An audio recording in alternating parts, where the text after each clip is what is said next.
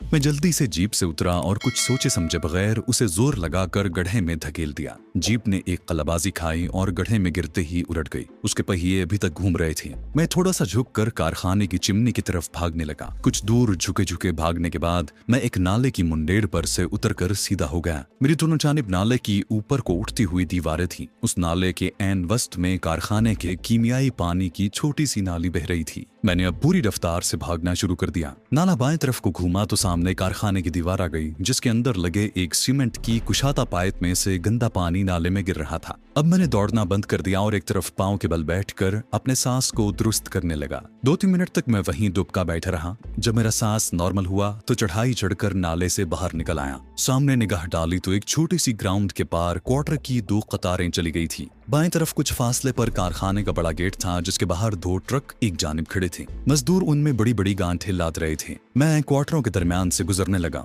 मेरे खद्दर के कांग्रेसी कुर्ते से किसी को हरगिज शक नहीं पड़ सकता था कि मैं मफलूर जासूस हूँ, लेकिन साबरमती आश्रम वाले मेरे हुलिये से खूब वाकिफ थे। शोभा और उसके पिताजी भी मिलिट्री पुलिस को मेरा हुलिया बता सकते थे। इस पस मंजर में मेरा हुलिया मेरा दुश्मन था। इसके बावजूद अभी थोड़ा सा वक्त मेरे पास बाकी था। अभी मिलिट्री पुलिस वाले साबरमती आश्रम नहीं पहुंचे होंगे, मगर इस बात का इम्कान भी था कि आश्रम वाले और कस्बे के लोगों ने अपने फौजियों को हलाकत के बारे में पुलिस को फोन पर इत्तला कर दी हो और शहरी पुलिस भी मेरी तलाश में निकल खड़ी हो। सिविलियन पुलिस ने मिलिट्री पुलिस को खबर कर दी हो और यूं भारतीय फौजी पुलिस की गाड़ियां चंद सानियों में गर्दिश में आने वाली हो। मेरा टारगेट अब अहमदाबाद के मज़ाफात में पुराने तालाब के किनारे वाला अपने एजेंट का क्वार्टर था, जहां मैं किसी न किसी तरह पहुंचना चाहता था। अहमदाबाद मेरा देखा भाला शहर था और मैं अपने एजेंट के क्वार्टर को जाने वाले तमाम रास्तों से वाकिफ था। दूर अहमदाबाद के बाहर की बुलंद इमारतें मुझे दोपहर की धूप में साफ नजर आने लगी थी। मुझे एक ट्रक कारखाने के दरवाजे से निकलकर अपनी तरफ आता नजर आया। मैं क्वार्टरों की दरमियान वाली गली से अब बाहर छोटी कच्ची सड़क पर आ गया था। ट्रक करीब आया तो मैंने उसे हाथ का इशारा किया। ट्रक ड्राइवर ने एक खद्दरपोश गांधी भक्त को देखकर ट्रक खड़ा कर दिया और गुजराती में कहा, महाशय जी, मैं रानीवाड़ा जा रहा हूँ। रानीवाड़ा एक सनती कस्बा था जो अहमदाबाद के जनूब मशरिक की जानिब उस इलाके में वाक़ था जहां से मेरे एजेंट का क्वार्टर ज्यादा दूर नहीं था। मैंने हाथ जोड़कर प्रणाम करते हुए बड़ी मीठी और लजाजत भरी जबान में कहा, महाराज, मुझे भी रानीवाड़ा ही जाना है। ड्राइवर ने हाथ से पीछे की तरफ इशारा करते हुए कहा, पीछे ट्रक में बैठ जाएं। मैं ट्रक के पीछे बड़ी बड़ी गांठों के दरमियान छुप कर बैठ गया। ट्रक चल पड़ा। ये बड़ी खुशाइन बात थी कि ट्रक का रुख अहमदाबाद वाली शाहराह की जानिब नहीं था। वहां मेरे लिए बेपनाह खतरात थे। मैं समझता हूँ कि कुदरत की तरफ से हो रहा था। ट्रक बाएं जानिब एक कच्चे रास्ते पर पड़ गया। ये ट्रक कारखाने से माल लाद कर रानीवाड़ा की तरफ जा रहा था। उस तरफ मेरे लिए खतरा कम था, फिर भी मैं पूरी तरह चौकस होकर बैठा था और बाहर निगाह रखे हुए था कि पीछे से कोई फौजी या पुलिस की जीप तो मेरे ताक़ुब में नहीं आ रही। ट्रक की रफ्तार ज्यादा तेज नहीं थी क्योंकि सड़क खराब थी। ट्रक को रानीवाड़ा के सनती कस्बे में पहुंचने में 20-25 मिनट लग गए। उस वक्त तक जाहिर है पुलिस और फौज के सिपाही मेरी तलाश में आसपास के इलाके में फैल चुके थे। रानीवाड़ा एक बड़ा कस्बा था और जहाँ से शहर चूंकि ज्यादा दूर नहीं था, इसलिए उस कस्बे में शहर की सारी अलामतें मौजूद थीं। यहाँ टेलीफोन के खंबे भी नजर आए। इसका मतलब है कि यहाँ की पुलिस चौकी को भी मेरे बारे में खबरदार कर दिया गया होगा। ट्रक के रुकते ही मैं फौरन बाहर कूदा और ट्रक ड्राइवर का शुक्रिया अदा किए बगैर मैंने अपने एजेंट के क्वार्टर की तरफ चलना शुरू कर दिया। मैं आबादी से दूर रहकर चल रहा था। आखिर मुझे उस पुराने तालाब की घाट पर बनी हुई बारादरी नजर आई, जिसके करीब ही हमारे एजेंट दादा भाई का छोटा सा गिराज और क्वार्टर था। दिन का वक्त था। उस वक्त एजेंट के गिराज में दूसरे लोग भी मौजूद हो सकते थे और मैं चाहता था कि उनकी नजरें बचाकर अपने एजेंट से मुलाकात करूं। अपने एजेंट का क्वार्टर अब बिल्कुल सामने था। मैंने खुदा का शुक्र अदा किया कि मैं महफूज हालत में वहां तक पहुंच गया हूं। मैंने पीपल के एक दरख्त के पीछे खड़े होकर अपने एजेंट के क्वार्टर वाले गिराज को देखा। मुझे अपना एजेंट दिखाई न दिया। बाहर एक पुरानी मोटर के पास एक लड़का बैठा कार के दरवाजे को जमीन पर रखे रेती से रगड़ रहा था। मैं वहां ज्यादा देर खड़ा भी नहीं रह सकता था। पीछे से होकर चलता हुआ क्वार्टर के अकब में आ गया। क्वार्टर की पिछली खिड़की खुली थी और उसकी सलाखों के पास अंदर की जानिब एक गोल डिब्बा रखा था। मैं आहिस्ता आहिस्ता चलता हुआ खिड़की के पास आया और फिर एक तरफ छांक कर अंदर देखा। मुझे अपने एजेंट को देखकर बेइंतहा खुशी हुई। वो दीवार की अलमारी का पट खोले उसमें से कुछ निकाल रहा था। मैंने आहिस्ता से अपने कोड का खुफिया जुमला दोहराया। अपने एजेंट को जैसे एक झटका सा लगा। उसने तेजी से पलट कर देखा। उसकी आंखों में ऐसी चमक थी कि ये चमक मैंने पहले कभी नहीं देखी थी। उसने मुझे कांग्रेसी लिबास में पहचान लिया। वो सलाखों के पास आकर आहिस्ता से बोली, खिड़की के नीचे बैठे रहो, यहाँ से हिलना मत। वो खिड़की बंद करके चला गया। मैं खिड़की के नीचे दीवार के साथ लगकर उकड़ू बैठ गया। मुझे अपने एजेंट की आवाज सुनाई दी। वो अपने मुलाजिम लड़के को किसी काम से भेज रहा था। मैं चुप गुमसुम बैठा सोच रहा था कि जहां अपने एजेंट के पास कोई ज्यादा महफूज नहीं रहूंगा, पुलिस और फौज के जवान जहां भी मेरी खोज में आ सकते हैं और यूं मैं अपने एजेंट के लिए भी मुश्किल पैदा कर सकता हूं। इतने में मेरे ऊपर खिड़की के पट खुलने की आवाज आई। फिर मेरे ऊपर एक गेरुए रंग की चादर गिरी। एजेंट ने आहिस्ता से कहा, इसे अच्छी तरह से ओढ़ कर क्वार्टर में आ जाओ। शायद ये इसलिए था कि कोई मुझे कांग्रेसी लिबास में क्वार्टर में दाखिल होते न देख ले। मैं लबे जिस्म पर चादर लपेटी और दीवार के साथ चलता हुआ गिराज के सामने से निकलकर क्वार्टर में दाखिल हो गया। जो ही मैं क्वार्टर के कमरे में दाखिल हुआ, एजेंट दादा भाई ने दरवाजा अंदर से बंद करके कुंडी लगा दी और बोला, वो लोग कहाँ हैं? उसका मतलब पाकिस्तानी साइंसदान डॉक्टर फरीदी और उसकी बेटी नौरीन से था, जिनको फरार करवा कर मुझे अपने इस एजेंट के पास लाना था। मैंने मुख्तसर अल्फाज में मगर तमाम अहम जज़ियात के साथ जब उसे पूरी कहानी सुनाई तो वो एकदम से उठा और बाहर चला गया। वो दरवाजा बंद कर गया था। मैं लकड़ी के तख्त पर ही बैठा रहा। थोड़ी देर बाद वापस आया तो उसके हाथ में चमड़े का एक थैला था। इस थैले में मोटर के इंजन मरम्मत करने के चंद एक औजार और पुराने चीथड़े भरे हुए थे। मुझसे कोई बात किए बगैर कोने वाली अलमारी खोलकर उसमें एक पुरानी पतलून और कमीज निकाल कर मेरी तरफ फेंकी और बोला, इसे फौरन पहन लो। मैं कपड़े बदलने लगा। उसने मेरे माथे पर से तिलक की तीनों लकीरें मिटा दी और कोने में पड़े एक डिब्बे में से थोड़ी सी कालक हथेली पर रखी और मेरे चेहरे, गर्दन और हाथों पर जगह जगह मल दी। अब मैं गांधी भक्त कांग्रेसी वर्कर की बजाय एक मोटर मैकेनिक बन चुका था। ये सारा काम 2-4 मिनट में हो गया था। उसने मेरे कपड़ों को एक लिफाफे में डाला और बोला, तुम यहीं ठहरो, मैं इन्हें बाहर आग लगा कर आता हूँ। मेरा हुलिया वाकई एक मोटर मैकेनिक का बन गया था। मेरे पाँव में अब चप्पल की जगह अपने एजेंट के पुराने बूट थे। सीधा का मनगा मैं अपनी जेब में रखना नहीं भूला था। वो अंदर आया और बोला, औजारों के थैले को कांधे से लटका लो और जहां से निकलकर क्वार्टर के पीछे जो इमली का पेड़ है वहां मेरा इंतजार करो। मैंने वैसा ही किया और क्वार्टर के अकब में इमली के एक गुंजान दरख्त के नीचे आकर बैठ गया।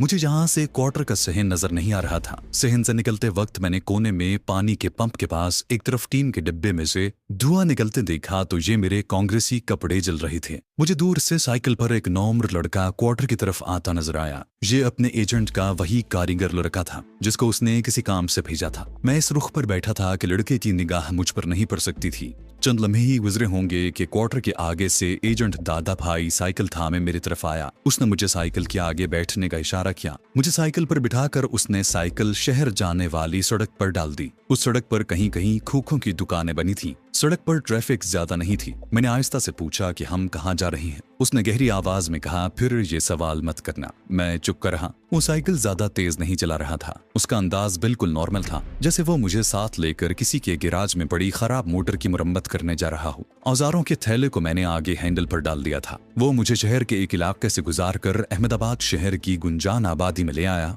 यहाँ बाजार तंग था, आमने सामने दुकानें थी। सामान से भरी हुई दुकानों पर खरीदो फरोख्त हो रही थी। ज्यादातर कपड़ों की दुकानें थी, कहीं जूतों के स्टोर भी थे। अब हम साइकिल से उतर कर चल रहे थे। लोग आ जा रहे थे। मैं इस गुंजान आबादी में पहले कभी नहीं आया था। हम आपस में कोई बात नहीं कर रहे थे। मुझे अब इस बारे में भी कुछ मालूम नहीं था कि वो मुझे कहाँ ले जा रहा है। इतना अंदाजा जरूर था कि वो किसी खास जगह पर मुझे कुछ वक्त के लिए छुपाना चाहता है। दोपहर ढल चुकी थी। दुकानों के अंदर कहीं कहीं बल्ब रोशन हो गए थे। हम मोड़ घूमकर एक बाजार में दाखिल हुए तो मुझे कुछ तब्दीली का एहसास हुआ। जहाँ जगह जगह दुकानों के ऊपर और बिजली के खंभों पर भारतीय फिल्मों के गुजराती और हिंदी साइन बोर्ड लगे थे। पान सिगरेट की दुकानों के आईने चमक रहे थे और टेप रिकॉर्डर पर कहीं कहीं से लता मंगेशकर के गानों की आवाज आ रही थी। मैंने ऊपर निगाह उठाई तो ऊपर खिड़की में एक औरत बाल खोले कंघी कर रही थी। आगे एक औरत खिड़की में झुकी नीचे गुजराती जबान में किसी को आवाज दे रही थी। लड़के को कहो कि क़िवाम वाले 4 पान भिजवाते। एक मकान के चौबारे से सारंगी की आवाज आई तो मसला हल हो गया।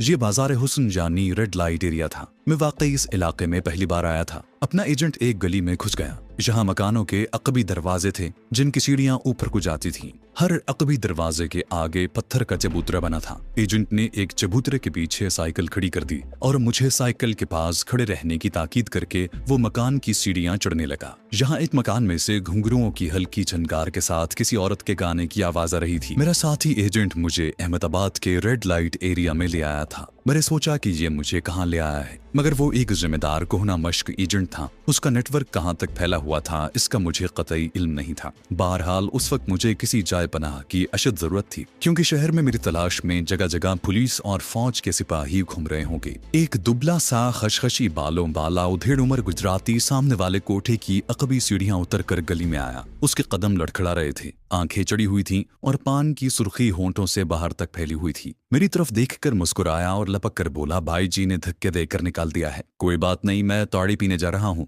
अभी आकर उसकी खबर लेता। उसे हिचकी लगी थी। वो झूमता झामता गली में से गुजर गया। मुझे अपने एजेंट की सीढ़ियां उतरने की आवाज आई। मेरे पास आकर उसने कहा, ऊपर आ जाओ। मैं ड्यूटी से गुजरकर नीम रोशन सीढ़ियों के पास पहुंचा तो एजेंट ने मुड़कर आहिस्ता से कहा, ये अपनी ही औरत है, वो तुम्हें कुछ दिन जहां छुपाए रखेगी, उसके बाद सोचेंगे कि तुम्हें सिद्धा के पास कैसे पहुंचाया जाए। हम ऊपर एक नीम रोशन छोटे से कोठरी नुमा कमरे में आ गए। यहाँ एक पलंग, एक जालीदार अलमारी, ट्रंक और पुराने कपड़े बिखरे पड़े थे। मैंने एक छोटे कद की सांवली भारी जिस्म वाली साड़ी पोश औरत को देखा, जिसके बालों में बहुत ज्यादा खिजाब लगा था। उसने गले में सोने का हार पहना हुआ था, कलाइयों में भी सोने के मोटे कड़े थे। वो पलंग पर पांव नीचे किए बैठी थी। लगता था कि वो अभी अभी दूसरे कमरे से यहाँ आई है। अपने एजेंट ने मेरी तरफ देखने की भी जरूरत महसूस न की और दरवाजे से निकलकर सीढ़ियां उतरने लगा। लक्ष्मी बाई शायद नायिका थी, उसकी शक्ल ही बता रही थी। दूसरे कमरे से हारमोनियम की आवाज बुलंद हुई और कोई औरत था थई की गिनती करने लगी। उसकी दबी दबी आवाज आ रही थी। आवाज नौजवान लड़की की मालूम होती थी। लक्ष्मी बाई पलंग की पन्नी से उठी और दरवाजे की तरफ जाते हुए गुजराती में बोली, जहाँ तुम्हारा नाम शंभू होगा, मैं तुम्हारे लिए कपड़े लेकर आती हूँ। कोठरी के बाहर गुस्लखाना है, तुम मुंह धोकर कालक साफ कर लो। वो मेरे करीब से गुजरी तो मुझे चंबेली के इत्र की बोझल खुशबू आई। वो चली गई। कोठरी से बाहर एक गुस्लखाना था। मैंने साबुन से अच्छी तरह मुंह धोया, चेहरे और गर्दन पर लगी कालक को साफ किया और वापस कोठरी में आकर पलंग पर बैठ गया। सोचने लगा कि ये औरत हमारे नेटवर्क की औरत ही हो सकती है। इसके बारे में सिर्फ हमारा एजेंट दादा ही जानता था। ये उसके राब्तों की एक कड़ी थी, जिसका राज उसे मजबूरन मुझ पर खोलना पड़ा था,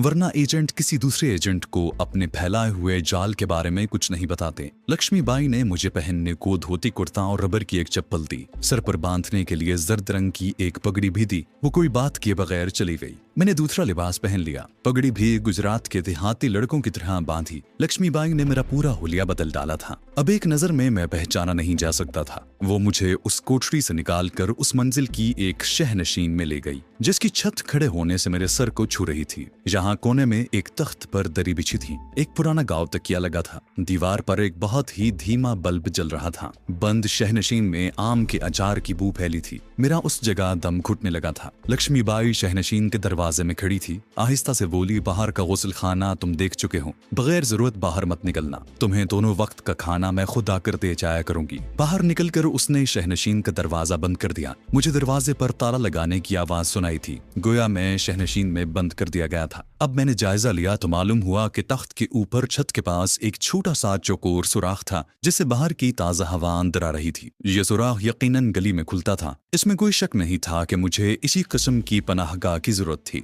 इसलिए कि बाहर मेरे लिए सिवाय मौत के और कुछ नहीं था। मैं न सिर्फ एक गैर मुल्की जासूस था, बल्कि कुछ देर पहले मैंने इंडियन फौज के 4 जवानों को स्टेन गन से भून डाला था। ये कोई मामूली जुर्म नहीं था, लेकिन इस बंद शहनशीन की 3 दीवारें ईंटों की बनी हुई थी। एक दीवार जिसके साथ मेरा तख्त लगा था, लकड़ी के बस्तों को जोड़कर बनाई गई थी। उस दीवार की दूसरी जानिब से हारमोनियम और नाच के बोल की धीमी आवाज बराबर आ रही थी। फिर ये आवाज बंद हो गई। अब किसी वक्त किसी औरत या मर्द के किसी को लाने की आवाज आ जाती। मैं गांव तकिए पर सर रख कर लेट गया। कुछ देर के बाद आम के अचार की बू का मैं आदी हो गया था। रात को साथ वाले कमरे में से नाच गाने की आवाजें आना शुरू हो गईं और साथ ही तमाशबीनों के वाह वाह और आशिकाना दाद के गुजराती जुमले भी घुंघरुओं की झनकार और तबले की थाप में बुलंद हो रहे थे। मैंने लकड़ी की दीवार के एक बस्ते से कान लगा दिए। फिर कोई ऐसी झरी तलाश करने लगा जिसमें से मैं भी नाच देख सकूं। झरी तो न मिली, मगर टटोलने से लकड़ी का तख्ता एक जगह से खिसक गया। मैंने जरा जोर लगाया तो तख्ते का चौखटा एक तरफ थोड़ा सा हट गया।